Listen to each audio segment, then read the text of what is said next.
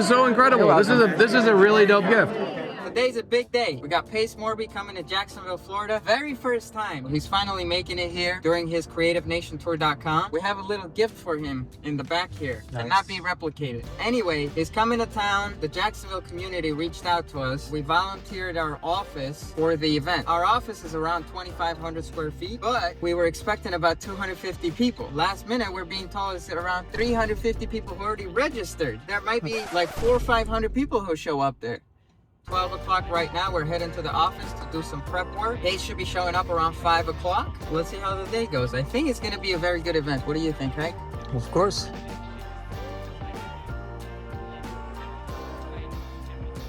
Attention, attention. All right, guys, my name is Dominic Felix. This is my office. Pace is on his way. He'll be here very soon. But we do have two experts in the front, and this is all about helping everyone out, networking, doing the best we can. We want to give you guys as much value as humanly possible. We're going to do a Q&A right now in the audience, pick their brains because they've done so much business in their time in real estate, and then we can give as much back to you as possible. All right, Buck. What's your hottest source for seller leads? How do I get the deepest discount on properties? That's what he wants to know, okay? Which is an amazing question, and I think everybody has the same question. First and foremost, if you want to get properties with a discount, you have to go direct to seller. Motivation is going to determine how cheap you get the deal. Equity is going to determine what kind of deal you're going to do. When you're looking for motivation, what we like to do is we target pre-foreclosures, tax delinquencies, and then we also want to go after tired landlords. The new strategy that we just recently started implementing, inherited properties, where there's some kind of a messy title. These people want to sell their house, but they can't transfer the deed with a clean warranty deed. It's not easy to find those, but usually it's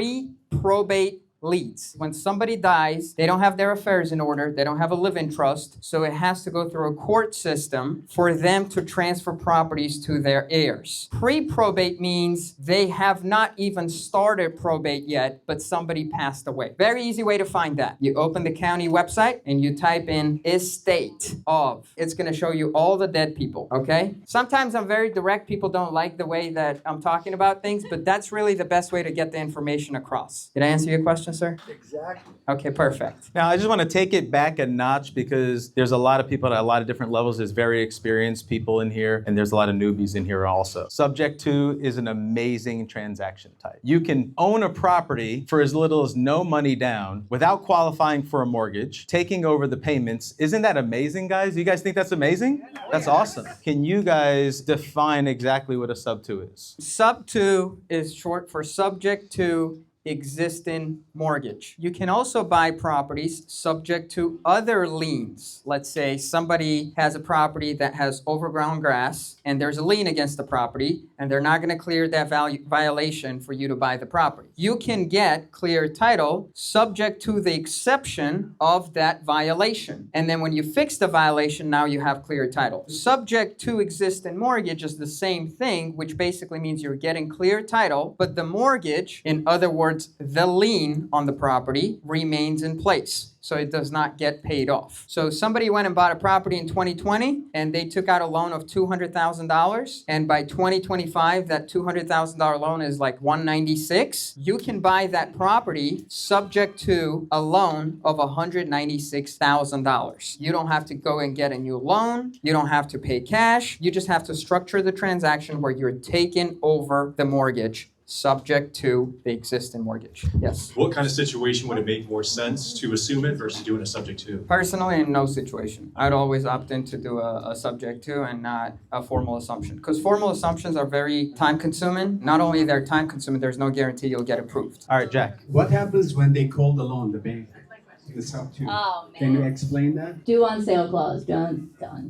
That's everybody's favorite word. There's a couple different strategies. I guess it depends on if you still have equity. So if you've had the property long enough and you have equity and you're able to refinance it in a simple route going that way. If there's not, and you're in a land trust, you can simply just assign the beneficiaries right back to the seller and you can switch that back over. And another secret sauce, since Sam's dropping all the secret nuggets over here, you could also put your seller on your LLC.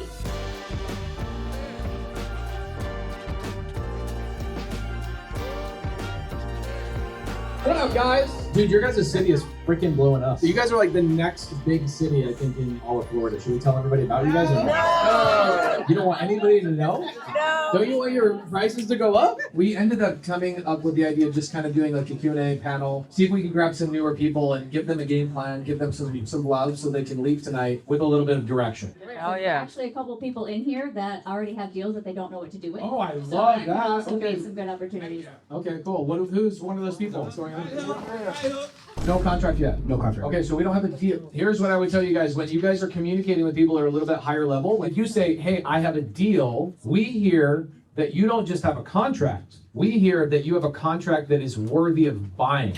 If I go to Walmart, I'm walking in, there's a Walmart greeter, he's like, bro, they got a fire sale on Cheez-Its on aisle 7. I'm like, okay, yeah, my kids love those. I run back to the aisle, I look at aisle 7, and Cheez-Its for one box are $40. Is that a deal? No. Okay, so just because it's for sale, does it mean it's a deal? No. Hell no. Okay, so can we be very clear that you don't tell people I have a deal unless you absolutely know that somebody can make money on that price that you've contracted? Does that make sense?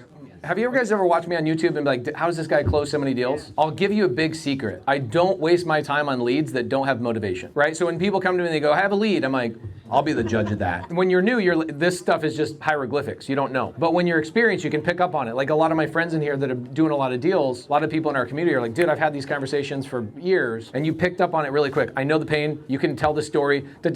You can see, like, he tells me he has a deal. I immediately am like, no, you have a lead, and it came from Zillow. And he didn't tell me anything, right? We just have done so many things. Oh, dude, I was like trying to get a suntan today. Hey, Jamil, where are we at? I have no idea, bro.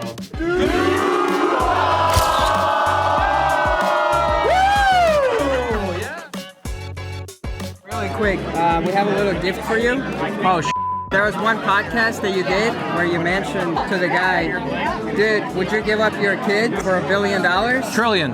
Trillion? And he said, no way. And you say, well, you're a trillionaire then. So we couldn't think of a better gift.